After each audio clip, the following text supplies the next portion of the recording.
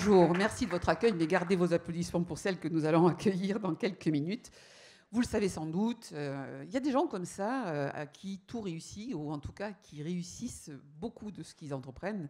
Alors c'est assez fréquent aux Idées mènent le monde, il faut le dire, mais quand même. Elle a été championne de France du 400 mètres, ça peut paraître anecdotique, mais non, ça dénote quand même un tempérament certain. Juriste, actrice, scénariste, Rachel Kahn, c'est aussi une voix qui porte, une voix qui compte. L'année dernière, tout porte à croire qu'elle aime bien venir aux Idées mènent le monde. Je ne sais pas si ce sont les halles de Pau et la provision de saucissons qu'elle a faites l'année dernière. Il va falloir lui laisser le temps d'y aller tout à l'heure. Donc elle est venue nous parler de racé. Vous vous souvenez, racé, ces mots qui séparent, ces mots qui divisent, ces mots qui ne veulent rien dire, mais aussi ces mots qui réparent.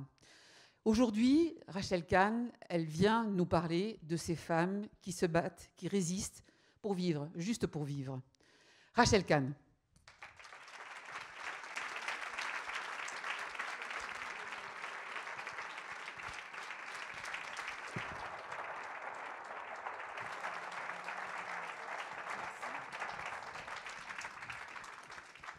Bonjour Rachel. Bonjour. Bon retour aux Idées mènent le monde. Ah, je suis bien contente. Oui. Vous savez qu'à la 3e fois, on vous décernera la nationalité béarnaise. Ah, ça c'est formidable. Voilà. Oui, je disais, on a beaucoup parlé de Racé l'année dernière. Je rappelle ce Racé qui a obtenu des prix prestigieux, cet ouvrage, le prix du livre politique et bien d'autres prix. Cette année, c'est pour toute Afghane que nous vous accueillons, mais pas seulement, on parlera de bien d'autres choses. Comment est née l'idée de ce livre? J'ai eu l'impression en le lisant qu'il ressemblait à ces discussions, et heureusement que certains d'entre nous ont ces discussions et réagissent et agissent surtout. D'un moment entre Tristan Banon et vous vous êtes dit on ne peut pas rester les bras ballants, on ne peut pas rester sans rien faire. Ça peut paraître insignifiant, mais non, il faut agir, il faut dire, il faut écrire. Oui, absolument. Déjà, merci de m'accueillir et merci d'être aussi nombreux ce matin. De bonheur. De bonheur, oui, pour un samedi. Je suis très heureuse parce que je suis en école buissonnière. Normalement, le samedi matin, je suis à LCI. On va vous faire un mot. Oui, merci. Et puis, c'est vrai que ce livre, lorsque on était fin août et que les 2021. Américains, exactement, 2021, et que les Américains, voilà, ont annoncé qu'ils allaient partir de l'Afghanistan et qu'on commençait en fait à voir ces femmes qui commençaient à avoir peur, etc. On s'est dit, qu'est-ce qu'on peut faire? C'est-à-dire qu'à chaque fois qu'il y a des choses qui se passent dans nos humanités, ça nous touche profondément et parfois on est même complexé que ça nous touche parce qu'on ne vit pas les choses. Sauf qu'en fait, comme nous sommes nous sommes profondément, nous vivons les choses à différents endroits du monde. Et aujourd'hui, évidemment, avec Internet et les réseaux sociaux, on a quand même des images qui nous arrivent. On s'est dit, qu'est-ce qu'on peut faire? Simplement prendre la plume, peut-être, et que les choses soient gravées comme un témoignage pour nous, mais aussi pour elles. C'est-à-dire leur signifier que nous sommes conscients et conscientes et qu'on ne les oublie pas et que finalement, avec les mots, que ces mots-là restent dans nos bibliothèques pour nous qu'on en parle et surtout qu'on soit toujours mobilisés. Ça se passe en Afghanistan, ça se passe aujourd'hui en Iran. Ça se passe aujourd'hui, dans un contexte très compliqué, pas très loin de chez nous, en Europe, en Ukraine. Voilà. Mais qu'effectivement, à chaque fois, et moi, alors là, c'est ma casquette de juriste qui parle, mais à chaque fois, les femmes sont dans les premières lignes. C'est ce que j'allais dire. Dans ces événements du monde, les premières victimes, ce sont les femmes. Oui, et c'est-à-dire que lorsque le viol est devenu ce crime de guerre que l'on connaît, effectivement, on ne peut pas laisser faire cette chose-là. Ouais. Donc, ce livre et le produit de la vente de ce livre ira à Afghanistan Libre. Donc, comment vous avez réuni ces femmes? Alors, la fondatrice de cette association, Shekeba Hachemi, cette femme remarquable. Ouais. Si vous avez l'occasion de regarder un peu sur Internet, c'est une femme remarquable. Ouais. Tout le monde a dit oui tout de suite. Il n'y a pas que des femmes, d'ailleurs, il y a des hommes aussi, bien évidemment. Comment ça s'est passé? Vous n'avez pas eu de mal à les réunir pour cette cause-là? Moi, j'avais rencontré Shekeba en fait lors d'une conférence, et c'est vrai que c'était vraiment au mois d'août, donc elle était bouleversée. Elle avait perdu en plus de ses amis, de sa famille, etc. Et je me suis dit, voilà, il faut qu'on fasse quelque chose absolument, en tout cas qu'on accompagne son association pour que les femmes qui arrivent ici, elles puissent avoir les moyens de s'en sortir, d'apprendre le français, de s'intégrer ici. Et puis ça faisait partie aussi, c'est vrai que dans Racé, je parlais beaucoup d'humanisme et d'universalisme et de ce que nous avons dans notre loi fondamentale. Ça ne sert à rien d'en parler si on n'est pas capable de le mettre en œuvre directement, en acte. Et donc là, sachant ce que la France est à travers le monde encore aujourd'hui, malgré ce qu'on peut dire, malgré les divisions et certaines personnes qui crachent sur la France, en tout cas, on a quand même une loi fondamentale qui est un trésor pour nos humanités. Et donc, c'est comme ça qu'on a fédéré, en réalité. Et c'est comme ça que tout le monde, voilà, toutes ces personnalités-là, Caroline Fourest, et j'en passe, et Elisabeth Badinter, ont dit oui tout de suite. Marie-Françoise Colombani, Émilie Frèche, enfin, ils sont Amanda Sters, ils sont nombreux. Il faut se souvenir que l'Afghanistan a connu des périodes... bon, peut-être difficile de dire qu'elles étaient entièrement démocratiques, mais en tout cas, pendant 20 ans, ces femmes... Elles ont fait des études, elles se sont formées, elles ont travaillé librement, plutôt librement, jusqu'à l'arrivée des talibans, le retour des talibans et des islamistes. Comment on peut, parce que Shekeba Hachemi et les femmes de cette association sont elles aussi l'objet elles ne peuvent plus intervenir dans le pays, elles sont en danger.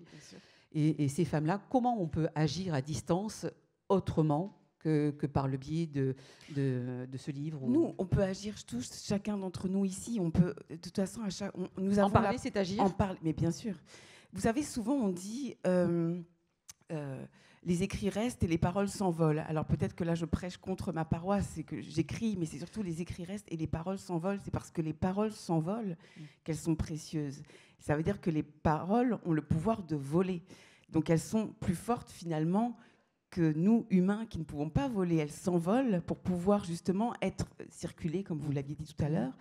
Et en fait, déjà, ça, c'est quelque chose. C'est vrai qu'on le savait de toute façon. Hein. Moi, en plus, je travaille dans un média, chaîne d'infos continue, où chaque événement en chasse un autre, etc. Et on a vu comment l'histoire de l'Afghanistan est partie aux oubliettes. C'est ce que j'allais dire.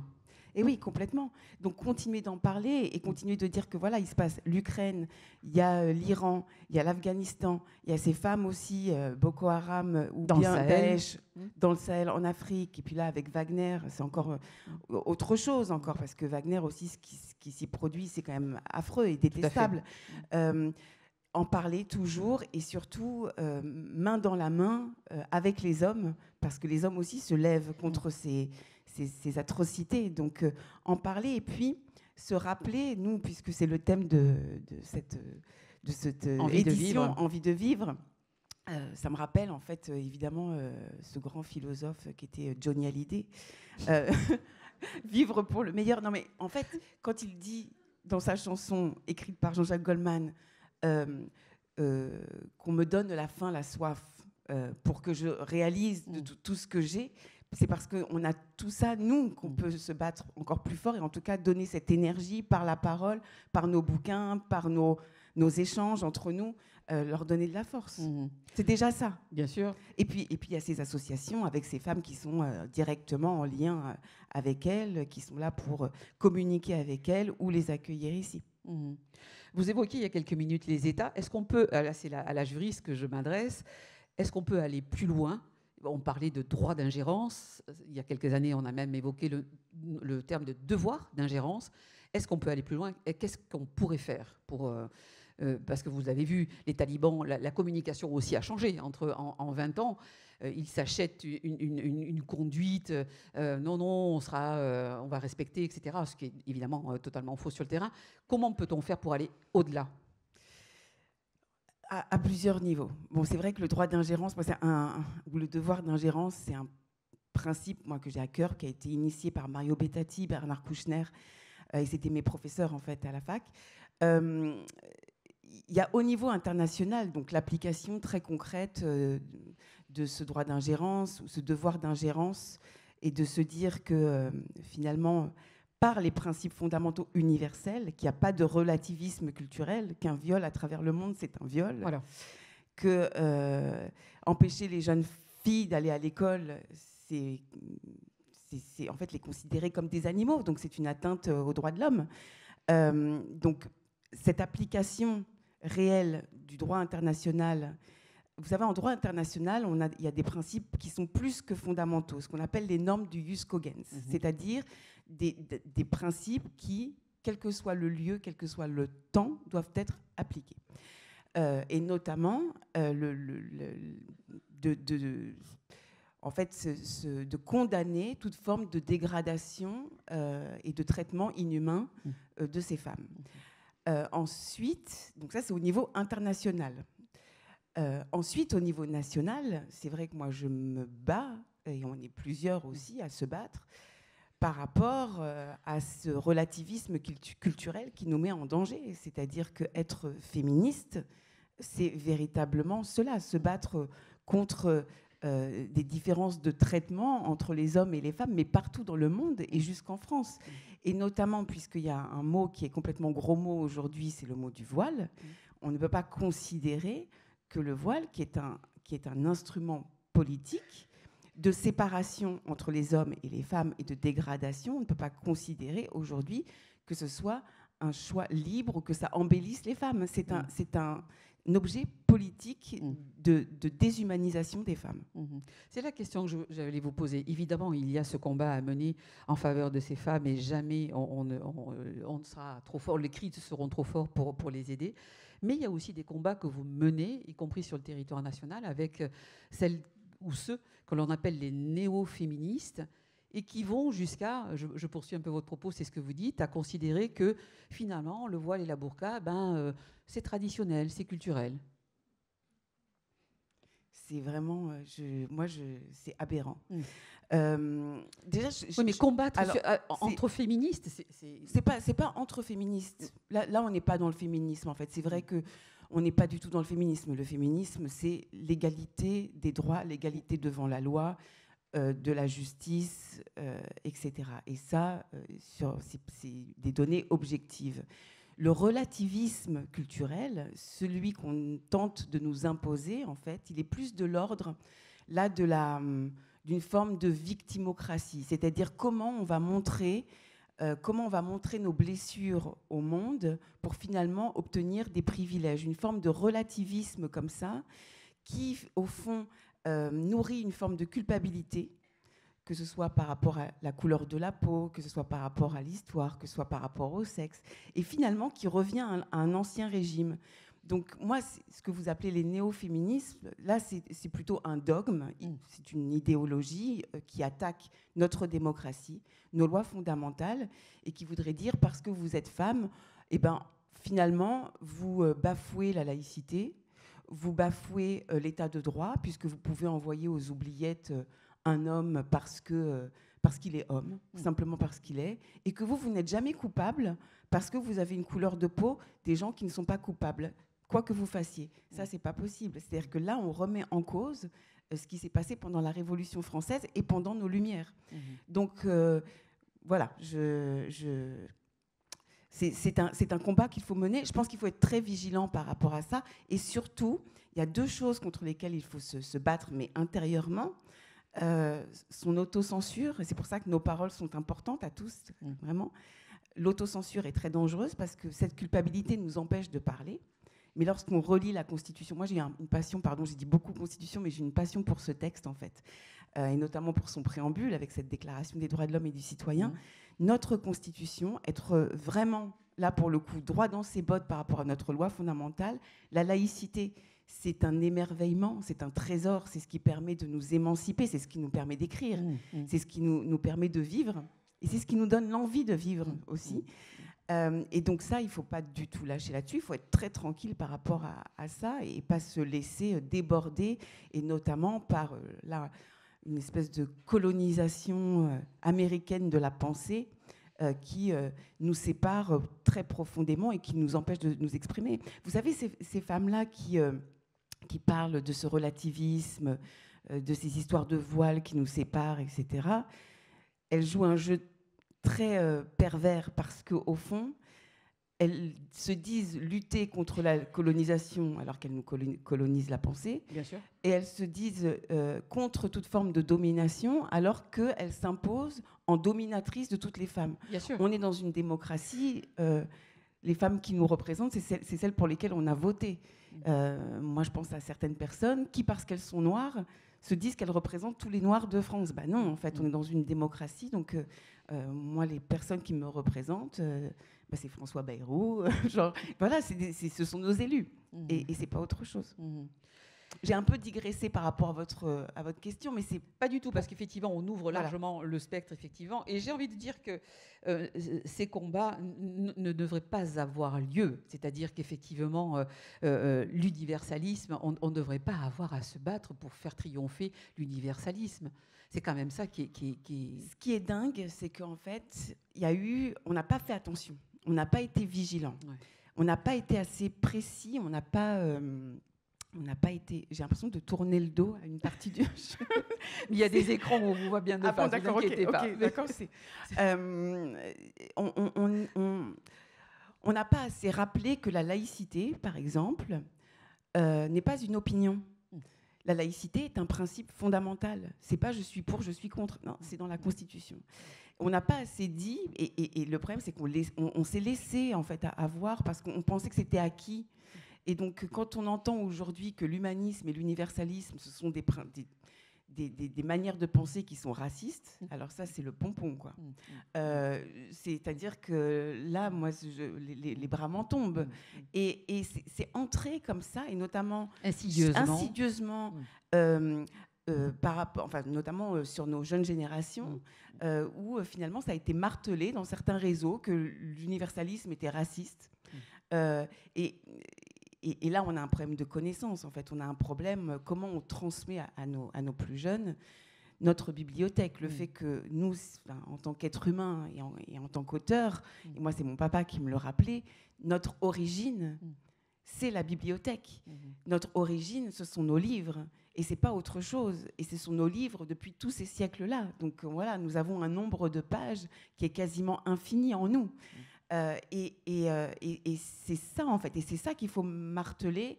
Et c'est ça, en fait, et surtout, vraiment, j'appuie sur la culpabilité. On n'a pas à culpabiliser du tout de notre loi fondamentale et de nos principes fondateurs de ce que nous sommes. Parce que, à travers le monde, malgré ce qu'on peut dire sur les réseaux sociaux, à travers le monde, beaucoup de pays attendent de nous. Beaucoup. Bien sûr, bien sûr. Et on le voit d'ailleurs, on fera peut-être cette petite parenthèse très rapidement sur les réseaux sociaux. C'est la première chose que l'on ferme dans un pays, que ce soit en Iran ou dans d'autres pays, ou en Afghanistan, immédiatement, Internet est coupé. Parce qu'on sait les travers des réseaux sociaux, mais aussi tout ce qui peut se diffuser et se propager grâce aux réseaux sociaux. La circulation. Bien sûr. Ouais, la circulation, effectivement. Et puis en plus, avec les vidéos, la circulation de la pensée. Voilà, les idées mènent le monde, c'est que nos idées circulent et donc circulent pour nous créer des chemins de traverse à travers le monde, mais pour que vivent nos humanités. Avez-vous le sentiment d'avoir fait un livre politique ? Est-ce que vous avez l'impression de faire de la politique ou est-ce que c'est votre souhait de faire un peu de politique en écrivant les livres qui sont les vôtres ? Ah, mais tout ce que je fais est politique, moi. Ben oui. Vous aviez parlé du sport... parce qu'en fait, j'étais surtout championne en sprint, en 60 mètres et en triple saut. Ça, c'était très politique. En tout cas, ça m'a constituée. Donc, c'est important quand on... Pourquoi c'était politique C'était politique pour le dépassement personnel. C'était politique parce que mon premier ennemi, c'est moi-même. Donc, notre premier ennemi, s'il faut vaincre quelqu'un, c'est soi-même. C'est-à-dire quand on se retrouve sur la ligne du 100 mètres... alors là, la victimocratie, si vous commencez à dire vous êtes noir, vous êtes machin, oui, mais est-ce que je peux avancer de 30 mètres par rapport aux autres parce que ça c'est pas non, voilà. Non, mais en fait, quand on est mentalement la préparation psychologique et mentale d'un sportif, c'est pas de lutter contre l'autre équipe, c'est de lutter véritablement contre soi-même, contre ses peurs, contre ses doutes. Pour son dépassement de soi, trouver l'autre en soi, peut-être, celui qui n'est pas un loser, parce qu'on est tous un peu losers en nous-mêmes. Oui. Donc, quel est le vainqueur en nous? Et de laisser de côté celui qui a peur et celui qui doute et celui qui va pas réussir et celui qui... et donc, voilà. Et ce sport, moi, m'a formée, c'est-à-dire que... Et notamment par rapport à ces soi-disant ennemis, moi, j'ai pas d'autres ennemis que moi-même. Donc ça, c'est politique. Et quand j'écris, évidemment, c'est le fait de se rapprocher toujours au plus près de sa propre pensée pour pouvoir penser, justement, et offrir et partager au monde peut-être un chemin. En tout cas, c'est vrai que sur Racé, j'avais besoin, je l'ai écrit en période de pandémie, en période de Covid, en période où la mort était au centre, et j'avais envie d'écrire quelque chose qui soit profondément vivant, c'est-à-dire un livre qui nous répare, un livre qui montre en fait ce qui nous déchire de l'extérieur, un livre aussi qui énonce, sans dénoncer, mais qui véritablement énonce nos problématiques par rapport aux mots qu'on peut employer. Et c'est vrai que ce mot racisé, lorsqu'on m'a dit « toi, tu es racisé », ça a été un choc, quoi. Ça a été... La première fois que j'ai eu ce choc, c'est quand on m'a dit « toi, tu es de la diversité ». Là, ça a été un choc, parce que moi, j'étais... De la mixité, de la... Oui, moi, mes parents m'ont jamais dit « toi, tu es de la diversité ». Bon, et puis après, c'est se dire voilà, que la diversité, c'est pas les Noirs et les Arabes. La diversité, c'est vraiment nous tous. Donc, de remettre les choses en place. Et c'est vrai que là, avec ce monde de l'image, des réseaux sociaux, de cette vitesse de l'information, on sait plus ce que l'on pense. Donc, pour penser le monde, il faut peut-être se retrouver face à sa propre pensée.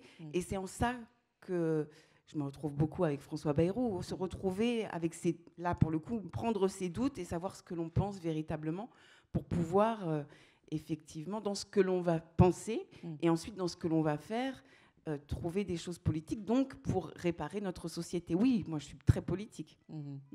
D'où vient cette envie, ce besoin évidemment, le bain familial, cette extraordinaire richesse qui est la vôtre, ces origines des pays de l'Est, du côté de votre maman, l'Afrique, votre papa, tout ça, c'est le creuset de ce qui fait votre envie aujourd'hui, votre besoin. Oui, alors c'est très émouvant pour moi là, d'en parler, mais c'est vrai que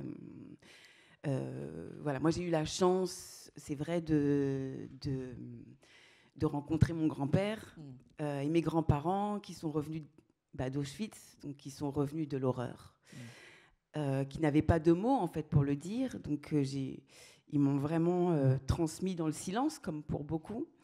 Et puis j'ai eu la chance de rencontrer ma mère, quand même, qui a été, parce que c'était pas évident, qui a été cachée pendant la guerre. Donc elle est née en 1940. Elle a retrouvé ses parents en 1945. On lui a changé son nom quand elle était enfant. Et puis de l'autre côté, mes parents se sont rencontrés dans une librairie. Donc moi, je suis née dans un livre. Il n'y a pas meilleur endroit pour se rencontrer, pour faire naître une histoire d'amour. Une librairie, c'est fabuleux. Ouais, j'ai eu vraiment cette chance-là, c'est vrai. Et mon père, de l'autre côté, qui est arrivé d'un pays... la Gambie. La Gambie, le Sénégal. Donc lui, il est né... il est vieux, mais il est né au XVIIe siècle. Moi, je suis allée voir, évidemment, je suis binationale, donc je vais voir régulièrement mes tantes. Pas d'eau, pas d'électricité. Avec le dérèglement climatique, on est sur des températures qui sont... C'est l'enfer sur Terre.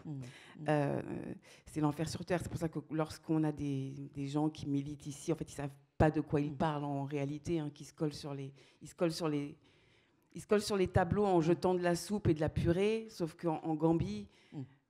de la soupe et de la purée, ce qu'ils sont en train de jeter, en fait, ça permet de faire vivre quelqu'un pendant une journée au moins. Donc, et c'est vrai que lorsque vous avez d'un côté ce crime contre l'humanité, de l'autre côté un autre crime contre l'humanité, et des parents qui vous ont transmis la vie et la survie, ça veut dire, et plus que la vie, vous êtes dans une obligation de vivre pleinement. Et surtout, d'être dans un partage...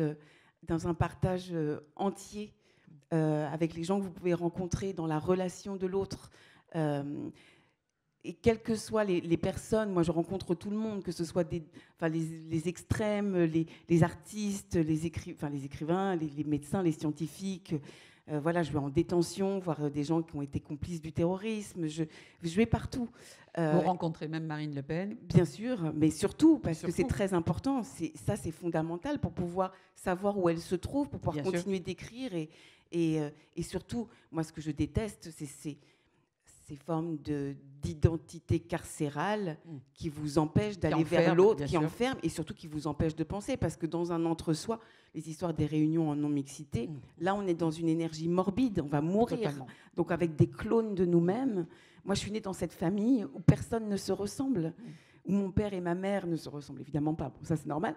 Mais là, on a un contraste noir, très noir, et très blanc, ce qui fait que quand j'étais petite, je regardais les photos de mariage de mes parents dans les années 70. Alors, soit sur les photos, comme il y avait des problèmes d'appareil photo, on n'était pas aussi développé qu'aujourd'hui. Donc, soit on voyait ma mère, soit on voyait mon père, on voyait jamais les deux en même temps. et avec nous, mon frère et moi, avec ces couleurs de peau différentes. Et ma safe space, c'est vraiment, donc c'est-à-dire mon endroit de réconfort, c'est lorsque personne ne se ressemble et lorsque personne n'est d'accord. La vraie égalité, pour moi, et là je repense à l'histoire de Racé, la vraie égalité, c'est lorsque les Noirs ne sont pas d'accord entre eux. C'est ça la démocratie. Si tous les Noirs pensent pareil, alors on est dans une idéologie profondément raciste. Voilà. Mais effectivement, mon héritage, c'est un héritage de douleur.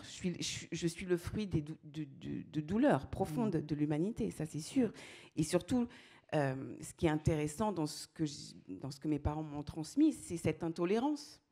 Ils m'ont transmis l'intolérance perpétuelle, c'est que nous sommes intolérants, profondément. Et on doit se battre contre soi-même.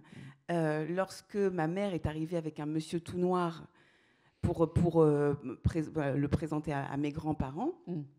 C'est pas le sketch de Muriel Robin, hein? Non, mais ça a été après la Shoah, après ce qu'ils ont vécu, ça a été un problème. Lorsque ma mère est allée dans les années 70 en Gambie, c'était particulier aussi. Donc ils ont dû, eux aussi, malgré ce qui avait été dans leur histoire, et donc ma mère a été obligée de dire à mes grands-parents, mais vous avez vécu ça, et là vous me dites ça.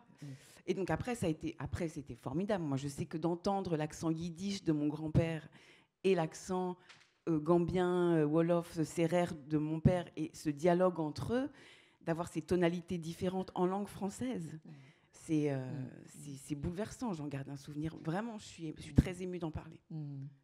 Cet héritage, il est aussi passé, alors je reviens à la littérature et aux écrits, là aussi, il y avait sans doute quelque chose déjà dans vos gènes, si je puis dire. Votre papa, dont le vrai prénom est Giré, il a choisi Albert par rapport à Albert Camus? Oui, alors ça, c'est l'objet de mon prochain livre. Je vais trop vite. Non, l'année prochaine. Pour l'année prochaine, alors. Alors l'année d'après, parce que moi je veux revenir. Je sais que je vais je sais que je vais avoir une nouvelle identité bientôt. Non, ça, à mon avis, ça sera pour 2024. L'année prochaine, il y a autre chose. Bon, très bien. Donc pendant 2 ans, vous prenez rendez-vous, prenez date. Mais c'est vrai que ça, c'est bouleversant. Lorsque j'ai vu, en fait, je voulais refaire mes papiers. Et c'est vrai que dans la famille, les papiers, c'est quelque chose, c'est normal. Que ce soit du côté de ma mère et de mon père. Et donc, on vous demande, quand vous voulez refaire vos papiers, votre copie intégrale d'état civil. Et là, je vois effectivement ce nom barré. Alors que pour moi, c'était Albert. Il y avait pas et je vois effectivement Giré, barré, Albert. Et là, ça m'a vraiment interpellée. Et ce roman, parce que je vais l'écrire sous forme de roman, ça va retracer un peu tout ça.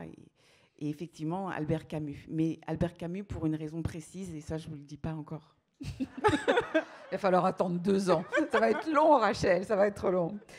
On parlait politique il y a quelques instants. Est-ce que votre nom a circulé après les dernières élections présidentielles dans le casting des compositions de gouvernement? Est-ce que ça vous intéresserait? Vous pensez que vous pourriez être encore plus utile, efficace, si un jour vous aviez un rôle politique au-delà de celui qui est le vôtre aujourd'hui? Déjà, ce que je voulais dire, et surtout ici, c'est qu'au moment de Racé, vous savez, j'ai reçu des menaces, simplement pour avoir dit que j'aimais la France et que j'aimais aller au hall de Pau chercher du saucisson. là, j'ai reçu, ouh là là, c'était la folie. Non, mais c'est... À ce point? Non, c'était très grave. Vraiment, c'était grave. Et j'ai reçu un appel de François Bayrou. Et j'ai reçu un appel aussi d'Elisabeth Badinter, en soutien. Et ça, j'oublierai jamais. C'est quelque chose, moi, puisqu'on parle de l'envie de vivre, à la vie, à la mort. Je considère que on fait beaucoup de commémorations. On a fait les commémorations de Pithiviers, on fait les commémorations de l'Algérie, on fait des commémorations. Et parfois, on oublie ce qui s'est passé la veille ou ce qui s'est passé il y a 6 mois. Moi, j'oublierai jamais ces appels-là qui m'ont été d'un secours psychologique véritable. Quand vous recevez des menaces de mort, ou bien quand on vous dit vous êtes traîtresse, vous ne méritez pas votre couleur, vous êtes banania, négresse de maison, des choses comme ça, on n'oublie pas ces appels-là. Ensuite, mon engagement politique, et on en a parlé tout à l'heure, c'est-à-dire que je considère d'avoir toutes ces cordes et toutes ces palettes, c'est aussi pour les plus jeunes de m'inscrire peut-être comme une incarnation d'une liberté, de cette envie de vivre, en fait, pour les plus jeunes. Et je pense que ce qu'il faut transmettre, c'est véritablement l'envie de vivre en grand pour eux. Après, donc ça, c'est politique et je continuerai, quel que soit l'endroit où je suis. Après, il faut savoir qu'en politique, aujourd'hui, on sait très bien le désamour qu'il y a entre les institutions et les citoyens. Donc là, l'endroit où je me trouve, au fond, il est aussi assez, et je vais vous parler très honnêtement, très confortable parce que ma parole est libre et que ma proximité, elle est peut-être plus simple que si je suis dans une institution. Après, la question ne m'a pas été posée pour ce poste, donc à la culture, mais je sais que si jamais ça se passe, je pourrais déployer encore plus que je fais à petite échelle aujourd'hui. Ça, c'est vrai. Mais je continuerai, de toute façon, quoi qu'il arrive, à faire ce que je fais. Et puis, j'ai été conseillère culture pendant plus de 10 ans. Et donc, ce sont tous les métiers de l'art et de la culture, moi, qui m'animent. Et sur la culture, c'est vrai que je considère que les artistes sont les législateurs de l'ombre, donc qu'ils nous permettent qu'ils permettent aux politiques de s'emparer de sujets avec leur sensibilité, avec ces choses-là. Aujourd'hui, c'est vrai que la culture est mise à mal. Et nous sommes dans une bataille culturelle. On le dit souvent par rapport au voile, par rapport aux choses, par rapport à nos fondamentaux, par rapport aux lumières. On dit nous sommes dans une bataille culturelle sans forcément soutenir les artistes qui réparent, qui créent le lien. On soutient très souvent, avec des fonds publics, des artistes qui nous séparent, qui divisent, faire la promotion de la haine et de la séparation et de la victimocratie et de la victimologie. Ça, c'est pas très intéressant. C'est plutôt là, on est en train de basculer. En fait, au lieu de conforter nos artistes, on est en train de soutenir des influenceurs et ça, c'est autre chose. Vous êtes co-directrice d'une structure culturelle, justement. J'étais, vous n'êtes plus. Mais vous parliez de transmission tout à l'heure. Comment est-ce que vous allez à la rencontre, vous parliez des prisons, etc. Est-ce que vous rencontrez des jeunes et comment reçoivent-ils quand vous discutez avec eux, quand vous échangez avec eux? Comment ça se passe? Parce que c'est fondamental. C'est là que ça va se passer. C'est là qu'il faut que ça se passe. Oui. Alors, à différents endroits. Bon, déjà, j'ai des enfants, voilà. Mais... qui font semblant de ne pas m'écouter. Les enfants, ils sont marrants parce qu'en fait, on leur dit des trucs, ils font « ouais, maman ». En fait, en vrai, ça... Bien sûr, ça imprime. Ça chemine, ouais. Non, mais je repense à un proverbe sénégalais qui peut nous aider vraiment par rapport à cette transmission. C'est que pour élever un enfant, il faut un village tout entier. Et en fait, souvent, on dit, c'est les parents, c'est les profs, c'est les parents, c'est les profs. Mais non, en fait c'est nous tous. Oui. C'est lorsqu'on voit un petit dans la rue. Avant, je me rappelle, c'est pas pour dire que c'était mieux avant, mais c'est vrai que même avec les enfants, on était beaucoup plus attentifs. Il y avait toujours un petit truc avec les enfants. Il y avait une communauté autour d'un enfant. Et aujourd'hui, on l'a perdu. Il y a une vraie scission entre les générations. Alors même que, bon, il y a ces clubs de sport, ces clubs théâtre, ces associations, etc., avec des gens en leur sein qui ne sont pas toujours très nets. Donc ça, il faut c'est sûr qu'il faut être vigilant aussi par rapport à ces associations. Et d'ailleurs, il y a un travail qui est fait sur le financement de ce type d'association qui est, à mon avis, pertinent. Mais aussi, nous, en tant qu'adultes, considérer qu'on n'a pas que nos propres enfants, mais qu'on a tous les enfants de cette société. Un devoir. Un devoir, bien sûr. Et de leur dire non, parce que moi, dans le discours politique, de dire les jeunes pensent que, comme si les jeunes avaient été pénétrés par la vérité et ce qu'il faut faire. Non, c'est-à-dire que les jeunes, ils restent à leur place. On a un peu une petite expérience et peut-être un peu plus de connaissances qu'eux. Peut-être qu'ils ont effectivement une sensibilité, il faut être à leur écoute, bien sûr, mais ils n'ont pas... je veux dire, voilà, chacun est à sa place à mon sens, dans ce qu'il faut faire politiquement. Vous aviez dirigé un groupe de travail sur l'immigration, l'intégration et la laïcité. Que j'ai renommé, parce que ça m'énervait, tous ces mots. Ils s'appellent comment maintenant ? Moi, j'ai renommé citoyenneté. Voilà, là, tout est dans ce mot-là. Qu'est-ce qu'il en est sorti de ce groupe de travail ? Alors, c'était un groupe de travail, c'était plus en fait de mettre en dynamique cette question-là pendant la campagne. Et effectivement, ce qu'il en est sorti, c'est des rencontres extraordinaires sur tout le territoire.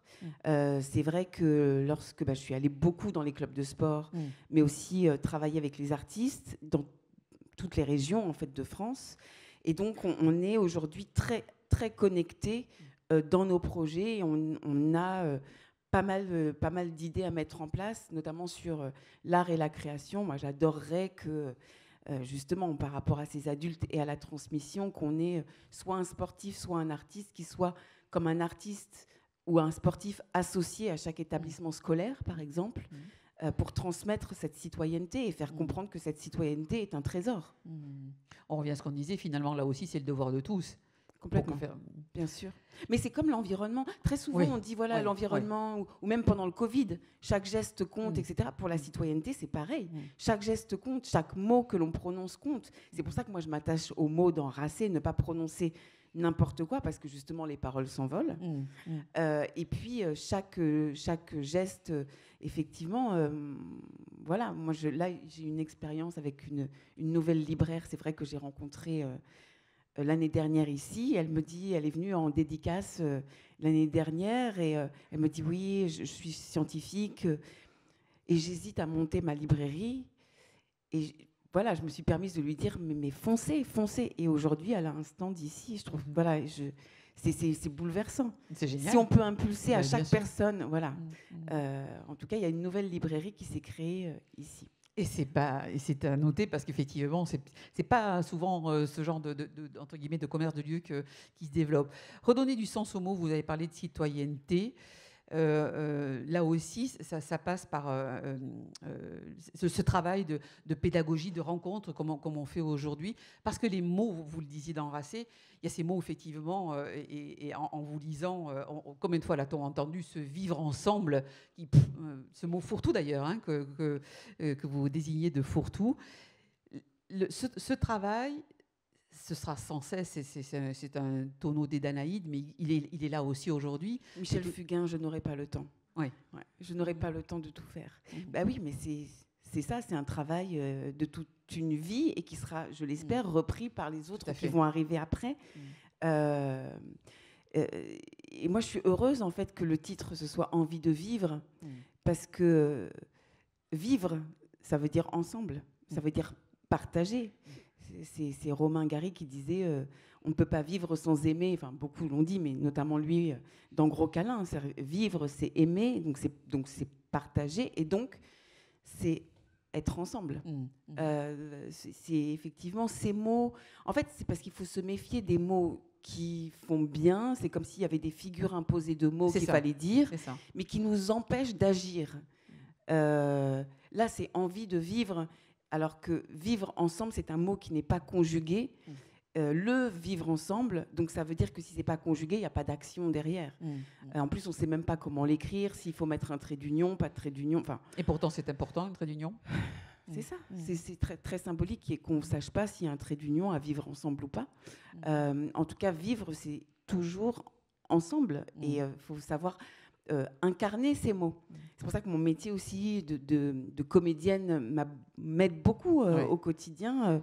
Moi, j'ai travaillé avec une personne qui s'appelle Lena Cohen, qui travaille en France, mais un peu partout dans le monde, aux États-Unis, etc., sur l'incarnation des mots et de nos mémoires. C'est-à-dire que tout ce qui nous a été transmis par les livres, mais aussi par nos parents, nos grands-parents, à travers ces mots, et vivre ensemble, c'est vivre, comme le dit Delphine Orwiller, avec nos morts, mais vivre aussi avec les vivants. Et nous sommes vivants, et nous sommes vivants. Et donc c'est ça, en tout cas, moi, ma nécessité, de dire que nous sommes vivants, et donc que nous avons toujours et encore la possibilité de faire même des petites choses qui peuvent devenir des grandes choses à la fin. Rachel Kahn, je voudrais que l'on parle de ce délicieux livre. Ah oui, ça c'est bien, parce que ça fait rigoler. Une partie de campagne, la présidentielle à laquelle vous avez échappé. J'avoue que moi, j'aurais bien voté pour ce Guy Marchand, votre candidat improbable, que vous mettez en scène. Guy Marchand avec un T, pas avec un D. Oui, le pauvre. Et j'aurais... bah non, et le pauvre parce qu'il a raté. C'est l'homonyme du crooner. Oui. Alors, ça donc tout le monde lui dit Guy Marchand, vous avez une destinée. Oui. Destinée, oui, c'est ça. Alors j'aurais voté pour lui parce qu'il adorait Nougaro. Oui. Enfin, il adore Nougaro, votre candidat. Oui. Qu'est-ce qui vous a pris? Comment est née l'idée, l'envie de ce livre? C'est vraiment, là, pour le coup, je sortais de cette période, cette séquence, comme on dit, racée. Et j'avais vraiment envie d'écrire quelque chose de décalé, d'un peu acidulé, et surtout un beau livre, un roman graphique. Avec de beaux dessins de Xavier Gors. Avec Xavier Gors, évidemment, qui a eu aussi des problèmes au même moment que moi, de sa liberté de dessiner. Ouais, donc je me suis dit, c'est pas mal, la conjugaison de deux parias ensemble, ça va être sympa. Et j'avais envie vraiment de porter un regard, parce que je l'ai écrit pendant la campagne, de porter un regard complètement décalé sur ce qu'on pouvait vivre pendant cette campagne. Peut-être en sous-texte d'expliquer pourquoi il y a autant d'abstention aussi. On a un personnage, Guy Marchand, qui est un anti-héros, quoi. C'est-à-dire c'est un loser. Toute ressemblance ou similitude, etc., etc. Oui, mais à un moment donné, donc il est devant le miroir et en se rasant, il a vraiment une espèce d'apparition. Ça arrive souvent, apparemment, en se rasant. Malheureusement, faut peut-être essayer, mais je sais pas. Il se passe des choses en se rasant. Et donc lui, d'un coup, il s'est dit qu'il était l'homme providentiel. Et donc il décide, après des mois et des mois de chômage, de partir en campagne et donc de se créer une équipe de campagne avec d'anciens amis, une Valérie qui va devenir sa directrice de campagne, qui était un peu mise au placard d'un magazine automoto. Mais ce qui est l'endroit idéal pour passer à une campagne présidentielle, hein, bien sûr. Voilà. Et donc il y a un autre qui ne manque pas de lui dire qu'elle est un peu hors circuit. Et en fait, elle a un document, elle s'était acheté un livre très prévoyante qui s'appelle « La campagne électorale pour les nuls ». Voilà. Et elle décide vraiment de suivre à la lettre tout ce qu'il faut faire pour faire une bonne campagne. Et donc, moi, j'ai inventé ça parce que, au fond... Ne le cherchez pas à la librairie à côté, hein, il n'existe pas. Non, mais ce serait pas mal. C'est vrai qu'on a des campagnes, toutes les campagnes électorales se ressemblent. C'est-à-dire qu'en fait, on se dit d'idéologies complètement différentes, de taper sur l'autre, etc. En plus, c'est très particulier, les campagnes qu'on a. On est dans un moment où il nous faut une extrême fraternité, une extrême solidarité pour se battre contre les bouleversements du monde. Et il faut cliver. Parce que dans le livre, c'est marqué dans une campagne électorale pour les nuls, il faut cliver. Et donc, ils vont chercher à cliver, mais il y a ces passages obligés, la recherche du QG, le slogan, les tracts, le meeting, le marché, les halles de Pau avec les prospectus, comme ça. Et donc, ça retrace toute la campagne. Et puis, je ne veux pas vous défleurer les choses, mais il y a un gros clin d'œil à la ville de Pau dans Voilà. cet ouvrage. Et ça, il faut le lire. Voilà. Donc ça, si vous n'avez pas envie de le lire, là, je ne sais pas ce qu'il faut faire pour vous inciter à le lire. Alors moi, j'adore parmi les slogans. Oui, parce qu'il passe beaucoup de temps, beaucoup d'énergie, alors que bon, on n'a pas que ça à faire. Il passe, je ne sais pas combien de temps, à tenter de trouver un slogan. Ah ben oui, Ouais. c'est fondamental. Mais marchons, marchand, ça j'aime bien. Hein. Marchons, c'est devant. Qu'est-ce qu'on a? C'est maintenant. C'est parti, mon kiki. Ah, celui-là, il est super.